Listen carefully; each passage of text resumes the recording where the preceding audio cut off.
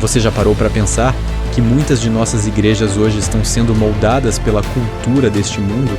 Você já percebeu que existem igrejas que estão aceitando e endossando o pecado simplesmente porque uma parte da sociedade também o aceita? Nesse vídeo, vamos aprender como identificar essas situações e por que é tão crucial nos mantermos firmes na verdadeira fé. Fique bem longe de igrejas que estão sendo moldadas pela cultura deste mundo. Fique longe de igrejas que são moldadas pela sociedade. Hoje, existem igrejas que são tão mundanas quanto o próprio mundo. Existem igrejas reais que são lideradas e movidas pelo espírito do anticristo. Igrejas onde, quando você olha para elas e elas não parecem diferentes de uma boate. Existem igrejas reais que são escravas deste mundo. Igrejas que não estão apaixonadas pelo Senhor Jesus Cristo, mas sim apaixonadas pelo mundo. Fique com a gente até o final e descubra tudo o que está acontecendo. Vamos lá! 1 João 2, do 15 ao 17. Não ame o mundo, nem o que nele há. Se alguém amar o mundo, o amor do Pai não está nele. Pois tudo o que há no mundo, a cobiça da carne, a cobiça dos olhos e a ostentação dos bens, não provém do Pai, mas do mundo. O mundo passa, e assim também as suas cobiças, mas aquele que faz a vontade de Deus permanece para sempre. Hoje existem igrejas que estão apaixonadas pelo mundo. Fique bem longe delas. Existem igrejas onde você poderia frequentar por um ano inteiro e não ouvir uma única mensagem ou sermão sobre pecado. Igrejas que a palavra pecado nunca é mencionada. Sim, você ouvirá um sermão sobre o quanto Deus quer abençoá-lo. Você ouvirá um sermão sobre o quanto você é bom. Você ouvirá sermões que alimentam a sua autoestima, mas nessas igrejas você nunca ouvirá aquela palavra de 3 sílabas, pecado. No entanto, essa palavra é o seu maior problema, pecado. Fique longe de igrejas que não falam sobre o pecado. Fique longe de igrejas que aceitam o pecado. Fique longe de igrejas que endossam o pecado. Alguns pastores agora pregam o que as pessoas querem ouvir. Uma vez vi uma igreja fazer uma pesquisa na comunidade local, indo de porta em porta, perguntando o que as pessoas gostariam de ver mais na igreja e quais tópicos elas não querem ouvir na igreja. Uma igreja não deve ser moldada pelo que as pessoas querem ouvir e pelo que não querem ouvir. Uma igreja deve ser moldada pelo que a Bíblia diz e somente pelo que a Bíblia diz. Alguns pregadores estão mais interessados em atrair pessoas para a sua igreja do que almas para o céu, e isso é perversidade em sua essência. Algumas igrejas não estão interessadas para onde sua alma vai depois que você morrer. Sinceramente, elas não se importam. No entanto, eles estão interessados em seu dinheiro. Estou falando para você hoje sem nenhuma intenção oculta. Não quero seu dinheiro. Não quero que você compre meus produtos, porque não vendo nenhum produto. Não quero que compre meu livro, porque nunca escrevi um. Estou aqui com uma única intenção hoje, e ela é para você não amar estas coisas desse mundo. Não ame o mundo. Ame a Jesus Cristo. Ame a sua fidelidade. Ame a sua bondade. Ame a toda a sua justiça. Frequente uma igreja que ama a Deus e não as coisas desse mundo. Existem igrejas que são escravas deste mundo. O que a sociedade faz, essa igreja também faz. O que a sociedade adota, essa igreja adota. O que a sociedade endossa, essa igreja endossa. O que faz você pensar que quando o anticristo vier e a marca da besta estiver sendo forçada e aceita no mundo, será que essas igrejas não vão aceitar e endossar sua marca? Elas já estão alterando padrões bíblicos para se adequar às normas sociais. Acredito fundamentalmente, sem sombra de dúvida, que quando a marca da besta chegar, e ela está chegando, haverá igrejas e pastores que encorajarão e endossarão a marca da besta para suas congregações. Você sabe que estou dizendo a verdade. Se eu te pedir para nomear um pregador que você acha que endossaria o anticristo agora, tenho certeza de que você poderia nomear alguns. Você está vivendo em dias malignos e perversos. Você está vivendo em tempos perigosos. Você está vivendo em dias onde espíritos sedutores estão prevalentes. Você está vivendo em dias onde doutrinas de demônios são prevalentes.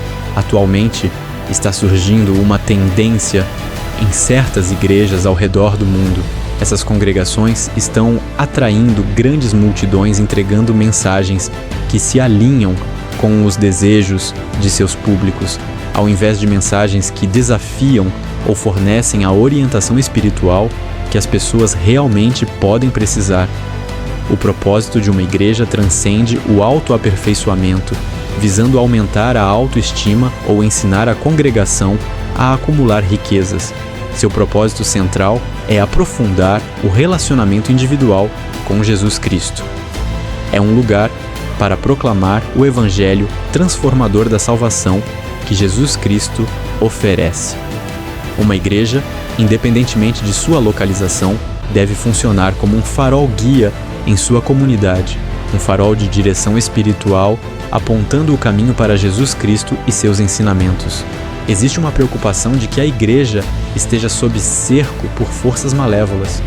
O inimigo busca infiltrar-se e comprometer a integridade da igreja à medida que nos aproximamos dos tempos que anunciam a segunda vinda de Cristo. Testemunharemos o impacto dessas batalhas em diferentes segmentos da igreja.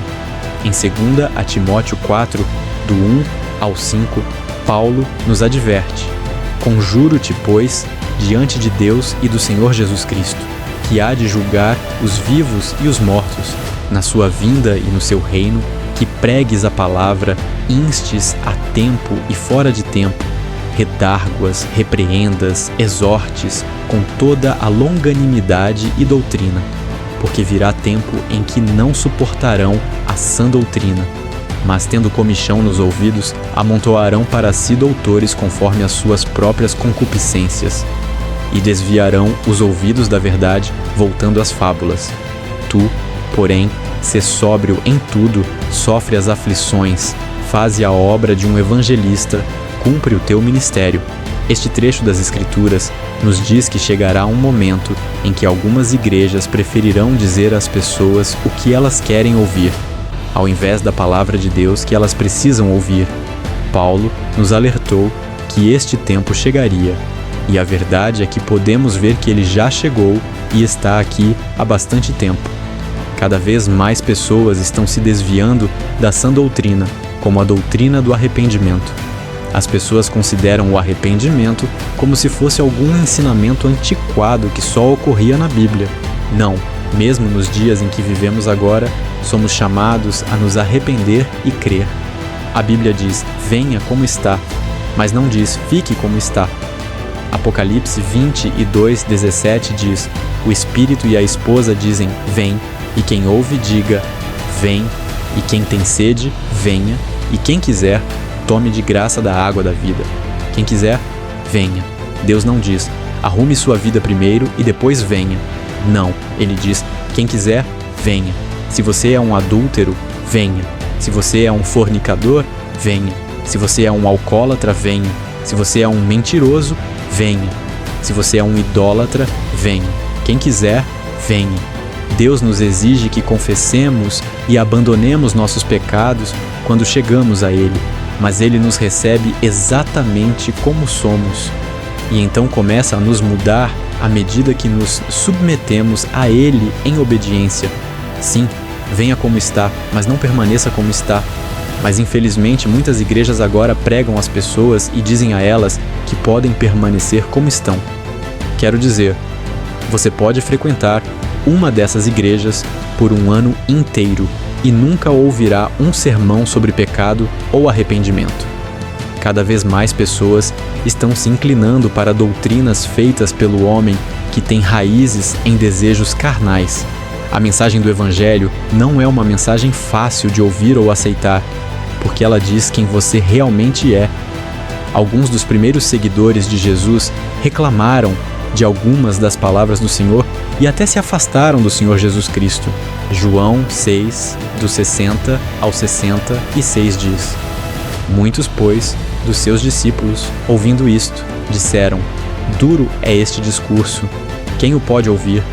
Sabendo, pois, Jesus em si mesmo que os seus discípulos murmuravam disto, disse-lhes: Isto escandaliza-vos?